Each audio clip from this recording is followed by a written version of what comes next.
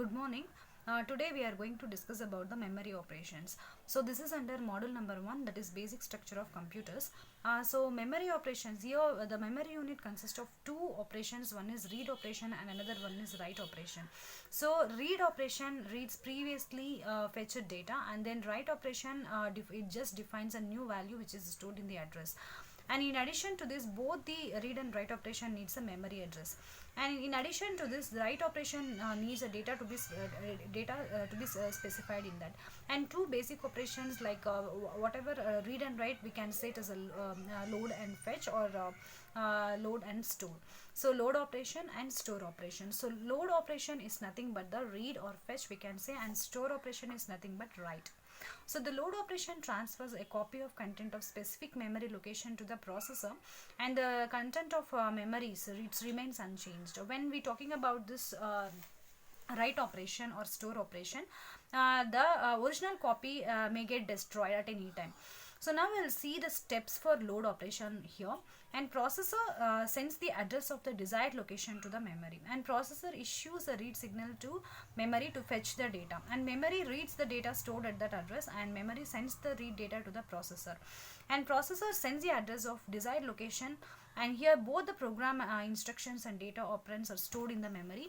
And to execute an instruction, the processor control circuits must cause the word or words, we can say, and containing the instruction to be transferred from the memory to the processor. And operands and results must also be moved between the memory and the processor. So that what will happen, there's two basic operations involving the memory are needed, that is read and write. Two memory operations we discussed, that load and store. And then memory operation, in this the store operation transfers the information from the processor register to the specified memory location. When we're talking about the load operation, this some little bit different. It just taking information from the memory to the register. Here it just transfers the information from the processor to the registers to the memory location. So this will destroy the original content of the memory location. So in that load operation, the content of memory location will remain unchanged. So now we'll see the steps for the store operation. The processor, we can see in this, the processor sends the address of memory location where it wants to store the data, and then processor issues the write signal to memory to store the data, and the content of register is written into the specified memory location. So here the main difference between this load and store operation, here the content of memory will remain unchanged, and here the original copy may get destroyed. Here they are issuing, the processor issues the read signal to memory to fetch the data, and here processor issues the write signal to memory to store the data. So this is what difference. And instructions and instruction sequencing. So in this instruction and instruction sequence, instruction is nothing but a set of programs or set of instructions, ISA, that is instruction set architecture. So a computer must have the instruction capable of performing 4 types of operations. That is, one is data transfer between the memory and processor register, and arithmetic and logic operations on data, and program sequencing and control, and input output transfers.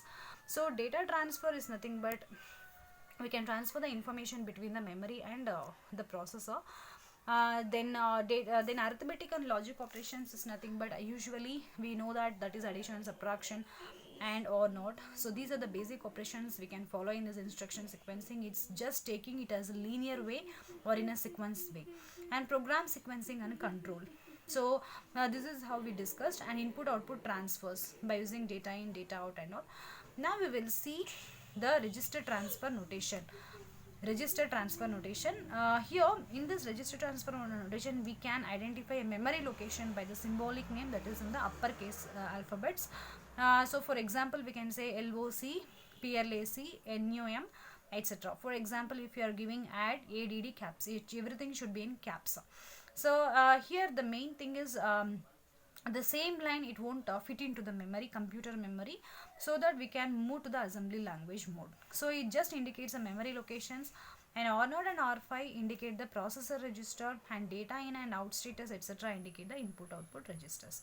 So these RTF having these kind of things, like it just belongs to data transfer, arithmetic and logic operations, programming, sequencing, and input output control. And here register transfer notation, we have an example called, we already know that how we can represent the content. So we can represent the content by using the square brackets. So for example, if you want to store instruction, means we are using the location, the content of location I'm going to store in register R0 or R3, anything. So example I have given, it's nothing but the content of memory location or transferred into the processor register R1.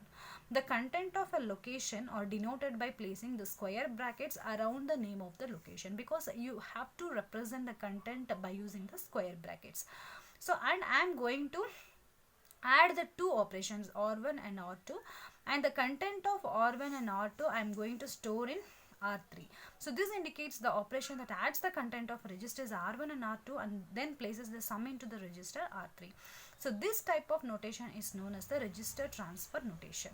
So here having some kind of drawback. So these things cannot fit into the memory. So we are moving to the assembly language notations. So to represent the machine instructions and programs, assembly language format can be used. Here is an example. For example, move location comma R1. So this instruction transfer data from the memory location to the processor register R1, and the content of locations are unchanged by the execution of this instruction, but the old content are overwritten. So here what we can see is add R1 comma R2 comma R3. So this the computer does not take this as a single line. It won't be charged at any mode. So this instruction add two numbers are contained in the processor register R1 and R2 and places the sum into the R3. So the main drawback in this assembly language notation is the same line, it won't fit into the memory as it is the computer did not take. A computer performs its task according to the program stored in memory, and a program is a collection of instructions which tell the processor to perform a basic operation like addition and reading from the keyboard. So possible locations that may be involved in data transfer or memory location, processor register, or registers in the input output system. So so in this assembly language notation, first thing what we have saw is register transfer notation. So there is a major drawback there, and we move to the assembly language notation. Here also the same drawback, there is a drawback, a single line of statement, the computer won't take the single line of statement. So we can move to the high level language. So this is the main notation concepts, and here the possible locations, everything which is involved in the data transfers or memory location, processor register or registers in the input output subsystem. Now we will see the basic instruction types. The first thing is 3 address instruction and 2 address instruction, 1 address instruction and 0 address instruction. So here 3 address instruction having an operation code called operation source 1 comma source 2 comma destination. So example I have given, operation is add and source 1 is A and source 2 is B and source the destination is C. So each and every memory needs a source as well as a destination. So the source will be stored in the destination at last. So here add A comma B comma C. So this is a 3 address mode, and we are going to add A and B and we can store in C. This is how it will be happening. And the 2 address mode, operation, source and destination. So when comparing to this 3 address instruction, only one source and only one destination will be there. So we are going to add A comma B. We are otherwise, for example, we can say move A comma R1 and add A comma R1 and then again move R1. So all the operations which is stored in A, and then finally we can store it in the registers. So normally in add A comma B comma C, we have to make sure that we have to apply the registers, because A and B may be the value of the registers. So we have to put R0 comma R1 and R2 and 1 address instruction.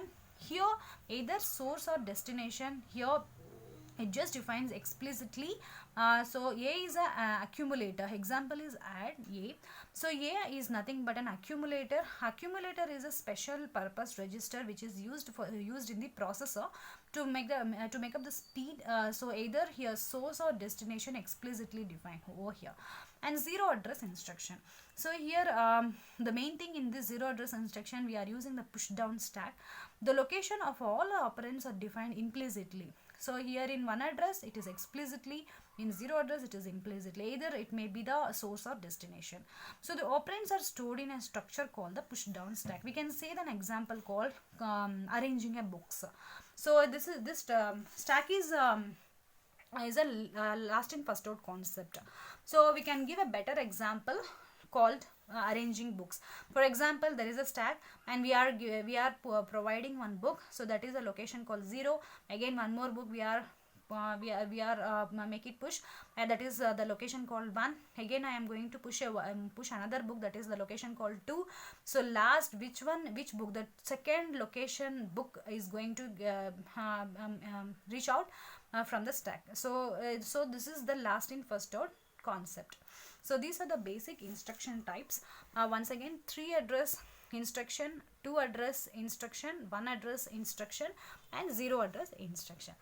So in 1 address only there is an accumulator call, a special register which is used for the processor.